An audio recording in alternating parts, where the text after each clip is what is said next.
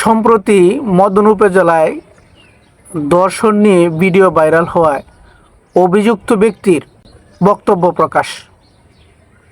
এতদিন আমরা শুধু একতরফা মেয়েটার পক্ষে আমরা কথা বলে এসেছি বা কথা শুনে এসেছি যে মেয়েটা ধর্ষিত হয়েছে, হুজুর তাকে দর্শন করেছে। কিন্তু আসলেই কি হুজুর তাকে দর্শন করেছে কিনা, হুজুরের বক্তব্য আমরা কখনো শুনতে পারি নাই।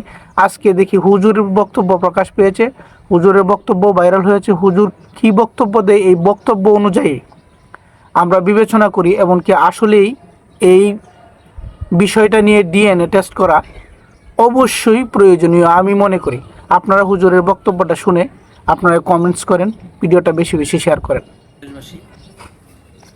আজকে আপনাদের সামনে খুব গুরুত্বপূর্ণ এবং মর্মাহত একটি বিষয় নিয়ে কথা বলতে আসছি। আমি কথা বলতে পারতেছি না, অসুস্থ। তারপরেও যদি কিছু না বলি তাহলে আপনারা হয়তো আমাকে সন্দেহ করতে পারেন, তাই আমি আমার কিছু কথা আপনাদের সাথে শেয়ার করার প্রয়োজন মনে করলাম। বিষয়টা হচ্ছে যে আপনারা দেখতে পাচ্ছেন যে সামাজিক যোগাযোগ মাধ্যমে আমাকে নিয়ে একটা বিষয় ভাইরাল হয়েছে, বিভিন্ন পত্রপত্রিকায় সেগুলো হয়তো প্রচার হচ্ছে।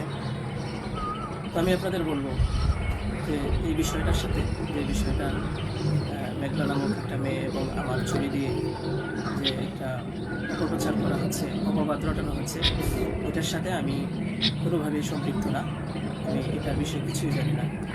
আমি যদি বলি এটা আমাদের এখানে পড়াশোনা করেছে, গত বছর পড়েছে এবং এর আগের বছরও পড়েছে। তো এর আগের বছর পুরনো বছর পড়াশোনা করার পরে সে আমাদের মাদ্রাসা থেকে চলে যায়। পরবর্তী বছর যখন মাদ্রাসা শুরু হলো তখন আমরা খোঁজ নিয়ে জানতে পারলাম যে কে কে আসে নাই। তো যারা যারা আসছে না তাদের মধ্যে সেও একজন ছিল যে সে এখান থেকে চলে গেছে। খবর নিয়ে জানতে পারলাম সে ঢাকা চলে গেছে, তারা বাবা মার সাথে থাকে। বাবা মা সৎ বাবা এবং মা অন্য কোথাও। তো বর্তমান যে বাবা আছে মেঘনা, তার মেয়ে না, বরং আগের বাবার মেয়ে সে। তো সে যখন ঢাকায় চলে গেল আমরা শুনলাম, তখন আমরা কিছু বলি নাই, ঠিক আছে, ঢাকায় তো পড়াশোনা বেশি হয়, তাহলে পড়ুক। আমরা আমাদের ক্লাস শুরু করে দিলাম। কিছুদিন যাওয়ার পরে দেখলাম আবার এই মেয়েটা আমাদের মাদ্রাসায় আসছে। আসার পরে জিজ্ঞাসা করা হলো যে কী অবস্থা, কোথা থেকে আসছো? সে বললো যে ঢাকায় চলে গেছিলাম, এখন নানা ভাই জোর করে নিয়ে আসছে। আমি আসতে চাইছিলাম না, আমাকে জোর করে। দেশবাসী, আমি আপনাদের সাথে শুধু এই কথাটাই বলতে চাই যে যে মেয়েটা এখানে আসতে চাচ্ছিল না, তাকে কেন জোর করে আনা হলো? তাকে জোর করে আনার পিছনে কি কারণ ছিল বা তার কি স্বার্থ ছিল? পরবর্তীতে আমরা এটাও জানতে পারি যে এই মেয়েটা তার এই নানার সাথে রাতের বেলা ঘুমায়। সে নিজেই বলছে।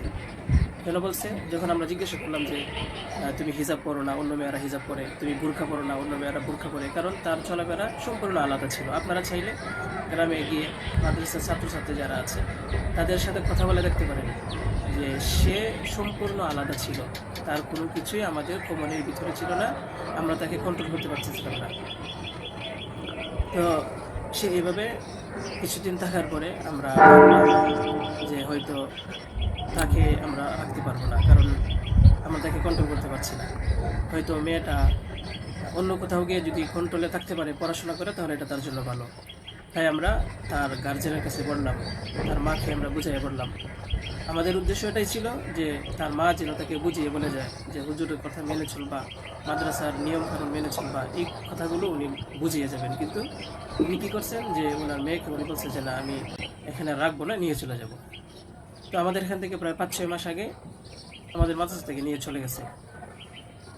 হয়তো পরবর্তীতে খবর নিয়ে জানতে পারলাম সিলেটে যেখানে উনি থাকেন সেখানে নিয়ে গেছে।